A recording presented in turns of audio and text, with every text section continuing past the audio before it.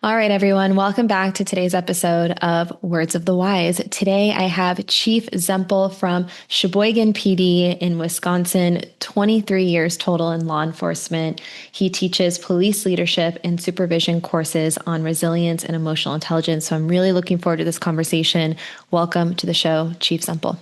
Thanks a lot for having me, Paige. Of course. I was actually going through my notes today and I was like, ooh, I was looking forward to this one because I remember our first conversation. I was like, I'm really excited to dive into your knowledge and, expertise. And, obviously in the intro, I said that you teach a leadership course. So you teach a 3-week course. This is an IACP flagship course. So can you give a little bit of background into maybe how you got started teaching this class? I know that you focus on, resilience and emotional intelligence. So what are some of those key objectives? Yeah, so the class is a 3-week class called Leadership in Police Organizations. It was developed really specifically for our types of organizations, for law enforcement agencies, but the lessons really are applicable in any leadership situation.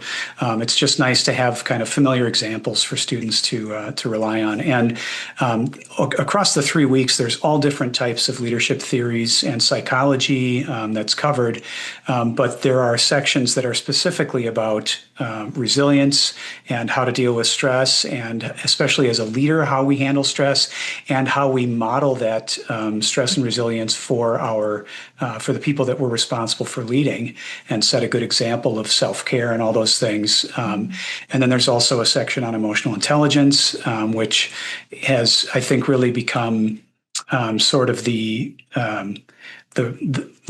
secret sauce, I think, that makes leaders really effective is to have that strong emotional intelligence to be able to really connect with people.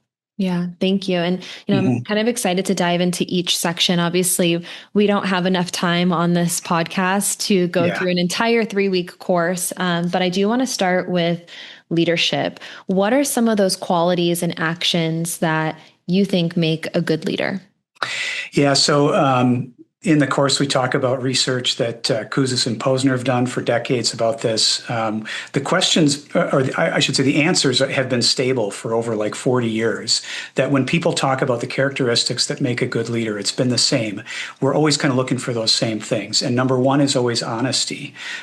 People want to be able to trust their leaders. They need to be able to trust their leaders. And nothing erodes trust faster than just being dishonest. And so even when the news is bad, or when you're giving somebody feedback that they don't want to hear about their work performance, as a leader, you're not doing them any good if you're not being honest with them. And so that's always the first one. They also, people respond that they want leaders who are competent, right? Part of trust is not just how you treat others and how honest you are with others. It's also, can I trust you to give me good advice when I have a problem that I haven't encountered before? And that you know what you're doing to be able to steer me in the right direction, that you can help me, not just that you want to, but that you know how to help me.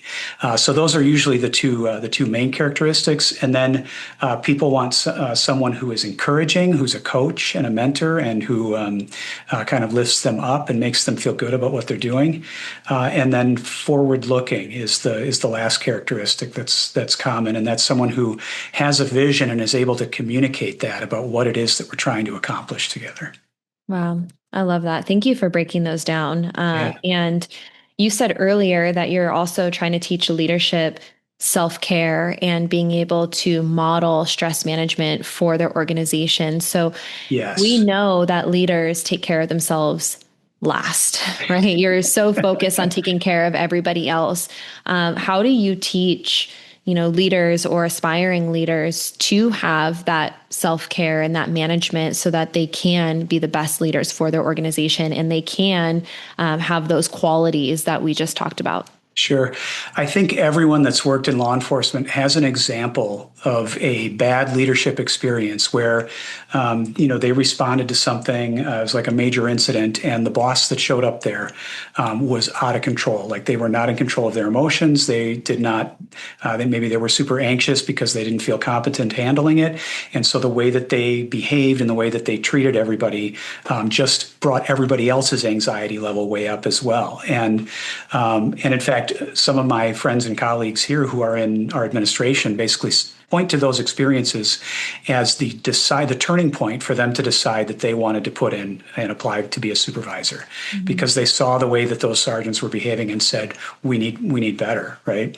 Yeah. And so I think for a lot of people, it's just realizing that as a leader, especially the formal leader in your work group, you are a significant source of stress if you or you can be if you don't behave appropriately with the people that you're responsible for leading. So if you think about individuals, the largest input into our perceptions, our processes as an individual in the workplace is what our leaders do, what they say and do that we observe is the biggest influencer over employees in the workplace. And so I think just being able to recognize that can go both ways if you're not careful. You can be a positive and strong influence, or you can be a really bad influence if you're not careful. And so I think first is just that awareness. The other part of it is the concept of emotional contagion, where humans have evolved to really reflect back the emotional state of others around them. There's a discovery in the 90s of mirror neurons, which are essentially, our brains are equipped to not just only subconsciously recognize the emotional state of others, but to internalize that and to reflect it back. And if leaders are that largest input in the workplace, then they're going to have the most influence over what the employee's individual internal emotional state is. And so we need to be conscious of those things as leaders and to make sure that our emotional state is what we expect from others. And so again, if that leader shows up on that hot call and needs to organize things and tell people what to do and give direction, that they're bringing a sense of calm, that they're in control, and again, that they're projecting trust and competence, because that is what will really have the calming effect on the people around us. At the same time, if we're frustrated about some new change or some new form that our administration is insisting on everybody filling out, we have to take those things in stride so that our people can take them in stride. Wow. I'm so excited about everything you just said. There's a few things I want to dive into. I find it really interesting that you said people will model the behavior that they're around. And so it really is a testament to leadership kind of setting the tone for the culture and, the response or the performance within the organization. Oh, yeah. And we say this all the time, like your circle of influence is so important. The people that you surround yourself with. And to your point, if you are surrounding yourself with people who are negative or out of control emotionally, then you will start to model that behavior too, because that's your circle of influence. So I find that to be very fascinating. I think we can also look at this in our personal lives and, did we, and I could say with 100% resounding yes, that I did this, that I would model some of that poor behavior from my parents because that's who was in that circle of influence for me, or some of my friends who are maybe not making the best decisions or not acting in the right way. You become who your friends are, you become who those people are that you surround yourself with. So I find that to be very fascinating. Yeah. Are there any specific resources or tools that you recommend to leaders to be able to have more of that self-assessment or that controlled emotional response or reaction that can help them to train those things? Because to me, everything is trainable. And I don't know if you believe that or not, but I think emotional regulation is something that you can teach yourself to do. But is there anything specific that you kind of point people in the direction towards? Yes. And I just want to restate like the emotional contagion part. I heard it put more simply recently. It's that you get back the energy that you put out into the world, right? And it sounds a little bit, like new age, but it's just so true. Like you see it over and over again that the way that you show up is the way that people respond to you. And so if you, go into a situation with a smile and are upbeat, then odds are the situation will end up that way because others will respond to that. I think when it comes to really improve, and I agree with you, by the way, 100% that you can learn and sharpen your skills in emotional intelligence. And I think the biggest step is really to recognize that you can if you focus on it. And so one of the things that we talk about is mindfulness, which again sounds a little, Hare Krishna or whatever. Yeah, you just put tactical in front of it and it's cool. Yes, okay. Tactical Tactical mindfulness. mindful. Yes, okay. I like that. Yeah, again, people kind of look down their nose at it, but I think it just means being aware of how you're responding to something. And I usually share an example of when I was a brand new lieutenant and shift commander on night shift, and we had to confront an officer about something my captain had asked us basically to kind of get something straightened out, and when we were addressing it, we came across kind of the worst example of it and had to deal with it with this officer. And it wasn't like a huge deal or anything, but it was not what I would call good police work, right? I couldn't defend it. And so as we were confronting him, he really got defensive. And I remember like processing all of this as it's happening and telling myself, like, are you kidding me? How can he get defensive about this? How can he think that he did a good job here?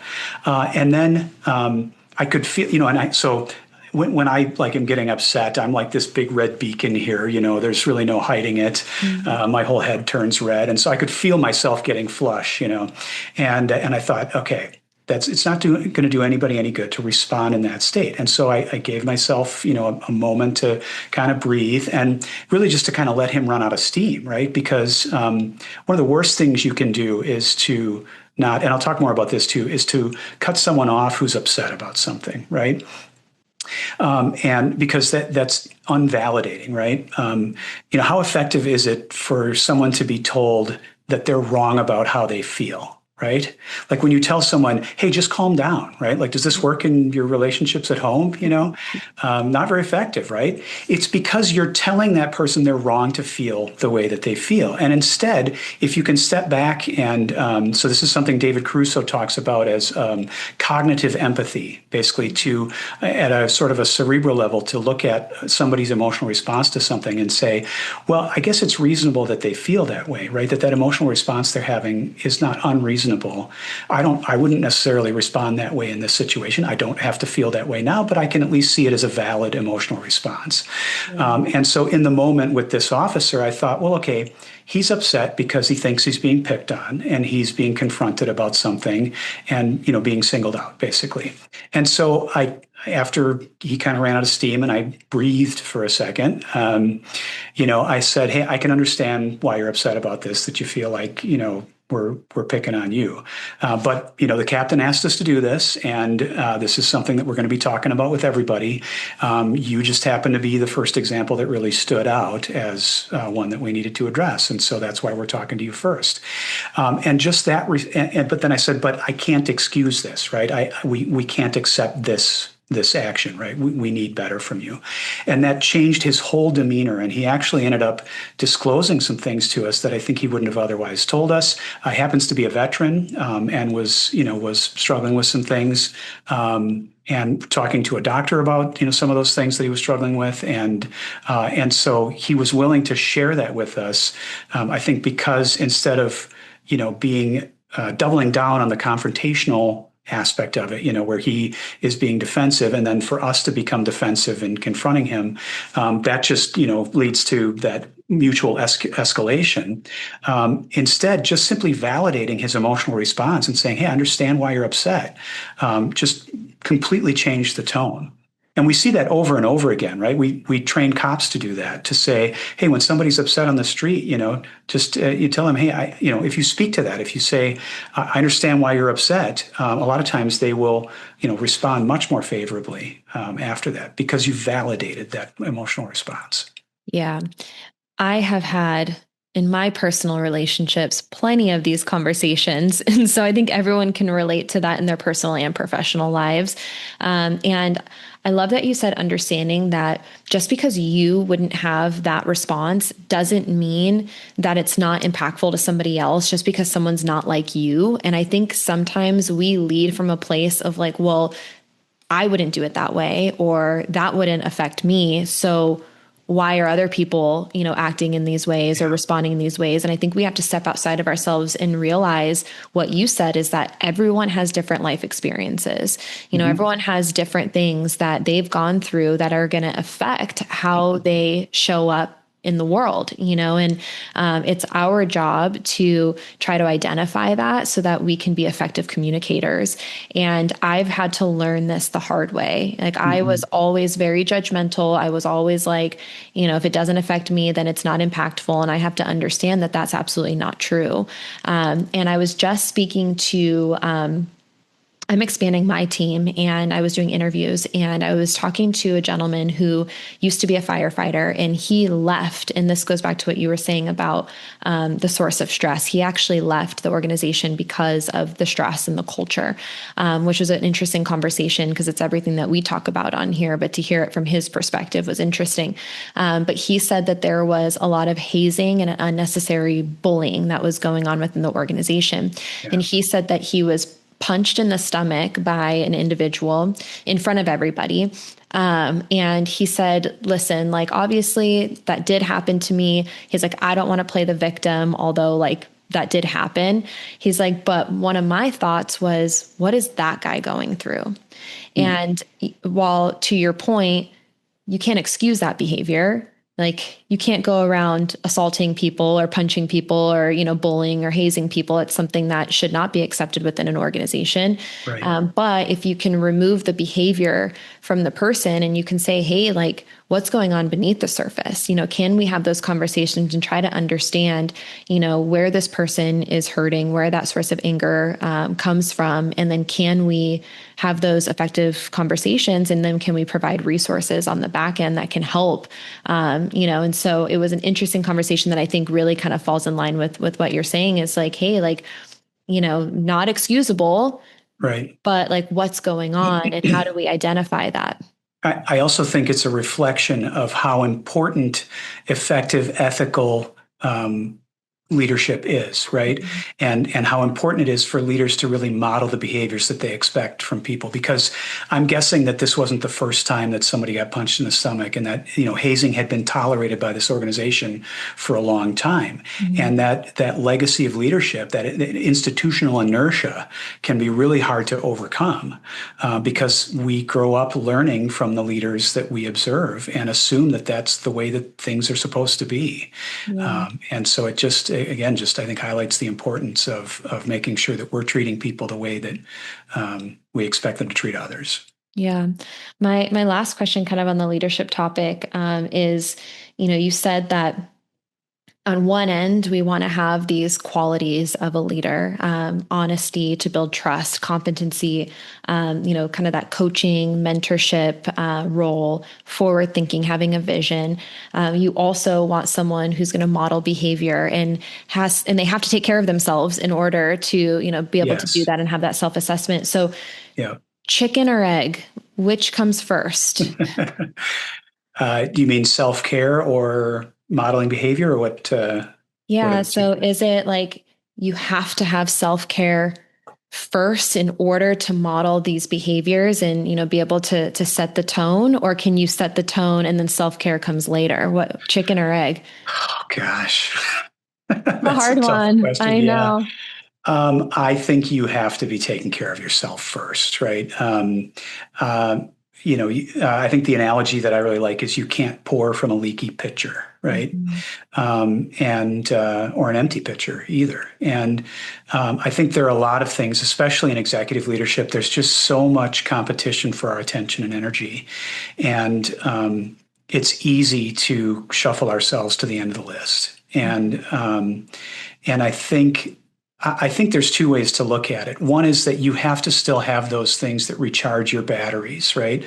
And for me, I think it's fortunate that it's being around other people that I'm an extrovert. And so I enjoy talking. I enjoy interacting with people. I was here until 10 o'clock last night because, I was talking to some of our night shift cops that were coming in and just want to see, I don't see them often. So it was just nice to be able to interact with them. And it kind of struck me in the moment, like, I could be at home getting ready for bed, but I enjoy being here. I like being here with the cops, and that was, while I was maybe trading some physical rest for that, it was still, I think, energizing to have Mm. that.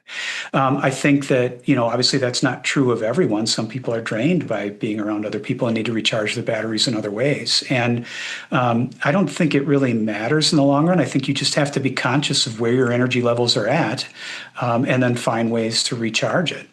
Yeah. Um, and so I think, for leaders, for the most part, it should be fulfilling and energizing when you are working to help others and to support others and encourage others, right? Like hopefully you get something back from those interactions that helps charge your batteries. Mhm. But that can't be the only thing, right? We can't constantly give ourselves away to others, otherwise there'll be nothing left. So the things that you have to do are true, that are really true for everyone, to varying degrees, are the things that everybody already knows, right? Like getting good sleep, which is probably the biggest number one thing that we suck at in law enforcement. And then nutrition. Also a challenge when you're, hustling from call to call or meeting to meeting, whatever it might be, and and don't have time to, prep meals, things like that. Exercise. There are, so many direct connections between our ability to handle stress and our cardiovascular fitness, right? That physiological response to stress really is affected by how good a shape we're in with our cardiovascular system. And so finding ways to move yourself and to be healthy and fit, I think really makes a big difference. That's certainly something that I've struggled with over the years. I've never been really any kind of an athlete of any kind, but I've really found it to be very rewarding, kind of later in life here to engage in fitness activities, and so whatever it is that you enjoy doing, whether it's pickleball or riding a bike or CrossFit, high rocks, all those different things, even yoga, I think is great. Just do something to move your body. Another example is a lot of people like, time away, right? Like vacations or hunting and fishing, things like that. And I think it's important to have things to look forward to, right? And so I mentioned to you when we talked previously that my son died in a car crash on his 16th birthday. And one of the things that my wife did after that was she scheduled a trip to an all-inclusive resort in Puerto Vallarta, Mexico. We had not taken a trip like that since our honeymoon, and that had been a long time. And I was really surprised that she did that. And in those first months after his death, it was really nice to have something to look forward to, to have that positive, new, exciting vacation as kind of a counterpoint to some of the, the negative thoughts. And again, it doesn't have to be something as drastic as that, but having something that you look forward to. And then just even daily hobbies and things like that, just fun things that you do outside of work that can help balance you out. Yeah. None of this is rocket science, right? It's all stuff that we've all heard and know better, but we just need to commit to doing it and be consistent about it. Yeah, I agree. I think that consistency over motivation always. And it's really Yes. just how are we prioritizing our time? And I had another chief say this, and because the number one thing that we're always going to hear when you say this, right? You're like, yes, do these, this, do all these things. It's not rocket science. Everyone's going to say, I don't have time, right? That's Mm-hmm. always going to be the thing. And you will make time for the things that are a priority to you. Yes. And that's true. If your family or your friends or your hobbies or your career or whatever it is a priority to you, you will make time. Mm-hmm. And so I think that we have to stop leaning on that I don't have time excuse, even though Yes. we all are busy. I completely get it. Like we're all trying to fit things in. And, when you have families or, other things that you're, juggling, that it can become challenging to fit new things in. But Yeah. I do believe that there is time. It's just how are we prioritizing that time? And to your point, there's a young kid that I've been following. He's in his 20s. He's a motivational speaker. He goes and he speaks to youth. And he has some really interesting concepts. And to your point of, you can't pour from an empty cup, right? We all know that if you're completely depleted, you have nothing left, like you have nothing left to give. But he was saying that to be conscious of what you're filling your cup up with. Are you filling your cup up with positivity, things that are going to benefit you, or is it negativity? And his like example of this was, he said, he's walking down the street with, a cup of coffee, for example, and someone bumps into you and you spill the coffee. It's like, well, why did you spill the coffee? He's like, well, because there was coffee in the cup. And the idea is that when you get rattled, when things are hard, if someone bumps into you and you spill your cup, what is in your cup? Because whatever's in your cup is going to come out. So, is there positivity in that cup? Is there negativity in that cup? Is there nothing in that cup? So whatever, like when life gets hard, whatever's in that cup is going to come out. And, you talked when we were offline about the importance of gratitude. And so I'm really interested to hear, your thoughts on gratitude and maybe how gratitude has helped to improve your life. Yeah, I just want to make one point about what you just said about what's in you comes out, right? Because I think it's when we're at our most depleted that some of the negative aspects of our personality are more likely to come to the surface, right? When the stakes are highest and when we're most stressed is sometimes when we default to those bad habits, and habits are hard to overcome, right? And so even just like making time for self-care really just comes down to breaking bad habits a lot of times. But there's also sort of those habits of being of our personality traits that most every personality trait can cut both ways, right? If we are, really like very detail oriented, sometimes that can on the flip side make us hypercritical of others, right? Other examples like that. And that most people do a really effective job if they're doing a good job of taking care of themselves, of sort of minimizing the negative outcomes from those personality traits. But again, when you are not doing a good job of balancing yourself out and taking care of yourself, that's tends to be when those negative aspects end up manifesting themselves. And it's also, of course, maybe because of bad luck, it's also when like people are paying the most attention to you as a leader is when things are, really happening, right? When there's something bad going on, that's when people are looking to you about how to respond. And so if you aren't charged up for those things and making sure that you have the energy to encounter those things, and overcome them, you're kind of setting yourself up for failure. And I think one of the things that we learned going through the experience with our son was you get to choose what it is that you focus on, right? And we certainly at times we asked ourselves the why us and what if questions, like why did this have to happen to us?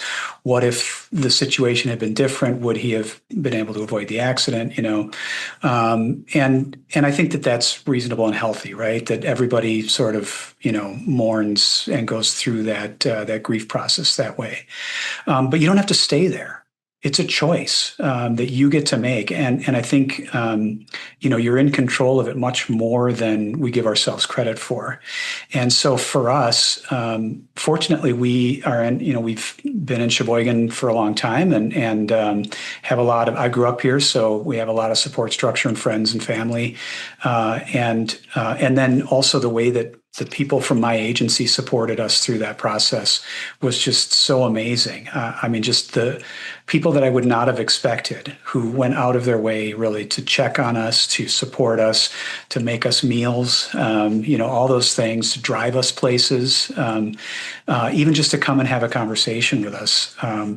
We were so grateful for all of that. The thing that we were most grateful for was what we learned about our son that we probably never would have heard, if he had lived. People would never have told us the stories about how he impacted others around him as a leader. And again, I think we could have chosen to, say, well, those things don't matter because we're, why did this happen to us? We're victims in this situation. And again, well, that might be true. It doesn't mean that that's where you have to dwell. Right? You don't have to get stuck on those negative emotions. And it's not always easy either, right? But I do think we have the power of how we frame things. Our attitude and response, even to something as terrible as that, is certainly within our power to change. Yeah. I agree. And, I've talked about this a lot on the podcast about, um, there's a lot of things that we can't control, but we can control how we show up and how we learn and how we grow and how we move forward. And and I don't think I shared this with you when we first talked. It's just something that I've, kind of kept private, but I'm about to be a first time mom. And Congrats. what you went through, like my heart breaks for you. But when you talked to me about this and you told me how strong and resilient you and your family have been, and your choice to move forward and to see the good and to be grateful for a lot of the things, like that to me was so inspiring. So I appreciate you sharing. And I'm sorry that I'm getting like a little like emotional, but I appreciate you sharing that. And I think it's something I don't that know. we can all learn from. How do we take the most unimaginably hard things in our lives and how do we turn them into something positive, and how do we continue to move forward, and how do we find resilience in Yep. our life, and it's something that we talk about all the time. We're like, yeah, like be resilient, and resilient leadership and all these kind of buzzwords and phrases, but what does that truly look like? And what you just explained, to me, that's what that looks like. And so you are showing people, and you are, being an example of resiliency and leadership. So thank you for sharing that. And I'm curious, you said this a couple times, but I want to circle back to it is, kind of your thoughts and definition of what resiliency is. What are those things? How were you able to, create that mindset to be able to move forward and not dwell or not, stay stuck in a position, and be able to Sure. continue moving forward? Yeah, I think everyone will experience trauma in their life, right? Emotional trauma. It's unavoidable. It's part of the human condition, I Mhm. think. And if it hasn't happened yet, and again, it doesn't have to be something as um, significant, or not that it's even a contest, right? Like, I mean, everyone experiences something. It could be a divorce, it could be just challenging relationships, could be, losing a job. Any of those things are emotionally difficult. And I think for me, resilience is about those experiences are unavoidably going to change you, right? Like we were absolutely changed by our experience, but you get to choose how it changes you. I think you don't have to let it change you for the worse. You can let it change you for the better, and I think that that's really what we learned through our experience is that we're in control of that. And so that to me is what resilience really comes down to: is how are you going to choose to respond to it? Are you going to let it change you and feel like you don't have agency, you don't have control, and that it's not up to you. How you treat others then going forward, things like that. How you talk to yourself about it, even I think, or are you going to choose to look for the positives? And even in the most negative situations, there are definitely things that you can find to be grateful for. I certainly learned that I'm an optimist, right? Like that, even in that I can find positive things. And well, I understand that maybe that's not everybody's default. It doesn't mean that it's not also possible. Yeah. Well, I think it goes back to what we said before. I love that you said it's not a competition. Mm, I think that goes back to the emotional intelligence piece of things, of like understanding that everyone's lived experiences are going to be yeah, different for each yeah, person. And yep, I'm really guilty of that. I've been really critical of other people and judged other people and been like, I've been through this. That's not that bad, and that's mm, not fair for us to do that for right, other people because, they're going through stuff too. So I appreciate you saying that. But yep, I think that we've all heard the expression of like, you don't rise to the level. What is it that you don't rise to the opportunity, you fall to the level of your training, hmm right? hmm Um, we have the opportunity every day to train positivity, gratitude, emotional regulation, all of these things that we've talked about. These are things that we can train proactively. So when the inevitable happens, to your point, We're never getting to the end of this life unscathed. We're all going to go through loss. We're all going to go through tragedy, hard times, stress. So, how can we position ourselves in the most successful way moving forward, knowing that these things are going to happen? And how can we better prepare ourselves for when those things happen? And if right now, you are always negative about things, if you're always complaining, if you're always, looking for the bad things, then when something like that happens, that's going to be what your default, right? That's where you're Yep. going to fall to the level of your training.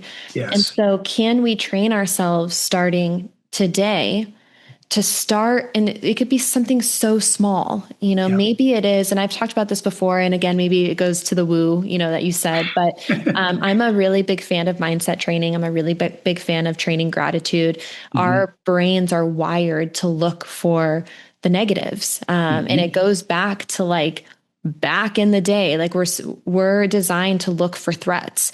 And so we have to like rewire our brain. And actually it shows, there's so much science that shows that when you practice gratitude and Yeah. positivity, you literally rewire your brain to Yes. see more positivity, right? And so can we just every time we're in the shower, say three things we're grateful for?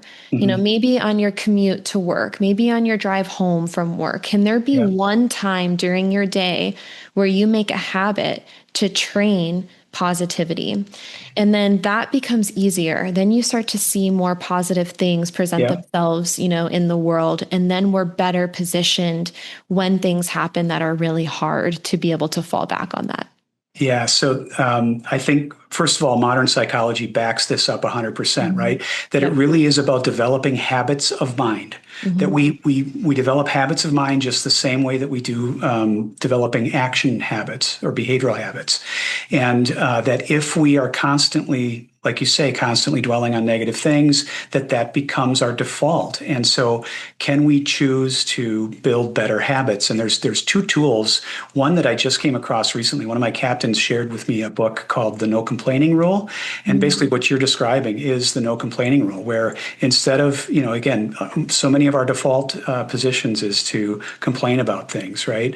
But that if you can sort of build a different approach to that, you can really get yourself on a much more positive path. And the story that's told in the book, it's like a business fable story in there, is a perfect example of what you talked about. Um, and it just starts with a simple choice of I'm not going to complain. I'm not going to be negative anymore. Hmm. And then making that commitment to others, to your loved ones, to your coworkers, to say this is what we're going to do, or you need to hold me accountable for that. That can be really helpful for building good habits.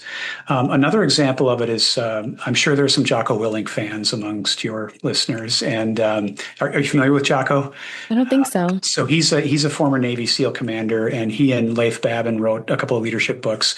The most famous one is Extreme Ownership. Is their Okay. first I've heard book. of that. Yep. And so he also has a podcast, and there's my favorite segment from that is about good. And so basically, one of his direct reports pointed out to him at one point that he said, Jocko, every time I bring you a problem or an issue or something that we have to deal with, your response is always the same. He's like, I know exactly what you're going to say. You're going to say good. Right. And he goes through a whole list of examples of where that can be true, right? Like, okay, like your mission got canceled. Good. More time to train, more time to make sure that you're prepared for it and to go over contingencies. Didn't get the equipment, that you wanted. Good. More time to become a proficient with it and all that kind of stuff. And I think it's the same thing when we encounter problems in our line of work or personally, right? Each of those things, and again, this is sort of the cliche optimist thing, right? Like each challenge is an opportunity, but again, it's our choice to frame them that way. And so, for example, if you're a police supervisor and you have someone who has maybe you have to confront them about some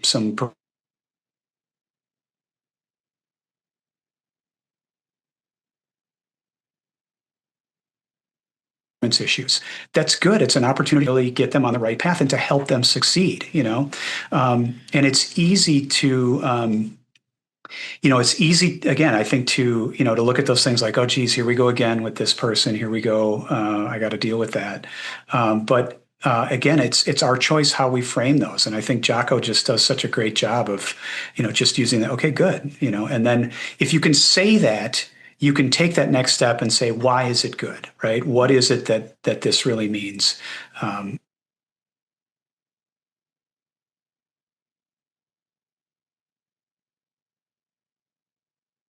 for me, that's positive. Actually, might be a little unstable. So, No, I love that, and I caught everything, and I'm gonna buy that book. okay. So thank you Yeah, for the you bet. recommendation. But I know we're running out of time, and I want to make sure that we can get that last question in. But I think the one Sure. thing I do want to touch on that you just said, and as a reminder, and I think we've said this a few times before, and you said this, that you have agency and, being able to control the controllable. And we are all guilty at some point in our life of not being perfect with this, right? And there's one moment that I've talked about before because it just sticks out so much. I talk about these things, I teach these things, and I was in a moment with my fiance where I was like being pretty negative, and I was like, I don't have any control over all these things, and all these things are really hard. And he looked at me and he goes, I know that like this situation is not fun, but you don't have control over that. But what you do have control over is your response to the situation, and you're not responding very well right now. He's Mm-hmm. like, take a breath, like do what you teach. And I was like, oh my God, like I had like I and how great to have you said, people in your corner that are going to hold you accountable for those things, Yep. and I was like, you're right. Like, wow, okay, thank you for checking me. And I think that we have to understand that you do have the power to do this. That is up to you. No one else can do it for you. And my partner says this all the time. He's like, I cannot make you happy. I can support you. I can love you. I can, show up as the best partner I possibly can. Like we can work together as a team to make the best, healthiest relationship that we have. But at Mm-hmm. the end of the day, I am responsible for my own happiness. And I think we all have to realize that, like no one else can do that for us. There's nothing external that is going to make us happy. We have to take control over our own health and our own happiness. And I think so often we point our fingers out at everyone else, we blame everyone else, and we don't take ownership of Mm-hmm. ourselves. And so I think that's something that you've said a few times, but I just wanted to kind Mm-hmm. of circle back because I think it's absolutely within our control to take these steps forward.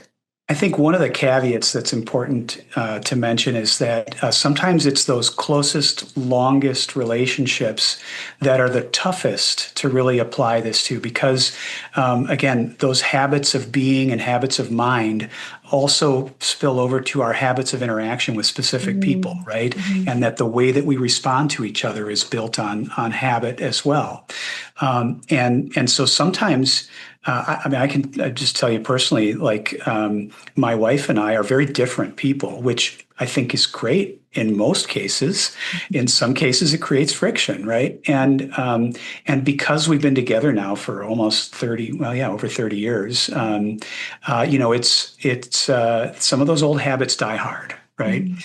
And that sometimes we're worse to each other than we would be to anybody else in the world, which it just seems counterintuitive, right? But Mhm. I just think it's really the power of some of those habits and breaking those, I think, is so important. 100%. Yeah. My final question for you is for that younger generation, maybe the men and women who do want to be in leadership roles one day, and aspire to be the best that they can within this profession. What words of wisdom would you share with them that you either wish you would have known when you were younger and just starting out, or something that you want to pass on to them that's helped you along the way? Sure. I think the thing to keep in mind is that it's a long career if you want it to be, right? Like if you really feel fulfilled by this, just know that it's you don't have to be in a hurry, right? And that there were times throughout my career where I felt stuck, right? Like I felt like the opportunities that I wanted for myself weren't coming when I wanted them to come. and I would say just hang in there, right? Like we can make the most of those of the opportunities that we have, even if things don't always pan out the way that we expect them to. And that's going to be true for everybody. Nobody gets everything they want in life, and so again, we get to choose how we react to that. I think the other thing that's important is it's very easy for this job to become in this job to become isolated, right? To sort of switch off some of the relationships outside of work, and even to become sort of jaded with the people that you work with. And I think having healthy relationships with people inside and outside of work is so important. Again, just because of our experience and the way that we were supported and cared for by the people in this organization makes me so proud of this department and so proud of my colleagues. And it doesn't take much really to just make sure that you're fostering good, healthy relationships with others.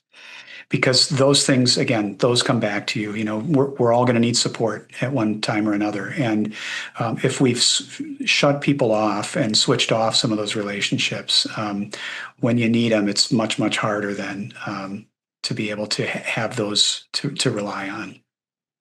Thank you. Yeah. Thank you so much for your time. I really appreciate you coming on here and talking to us about leadership and resilience and emotional intelligence and sharing your story. So thank you. You bet.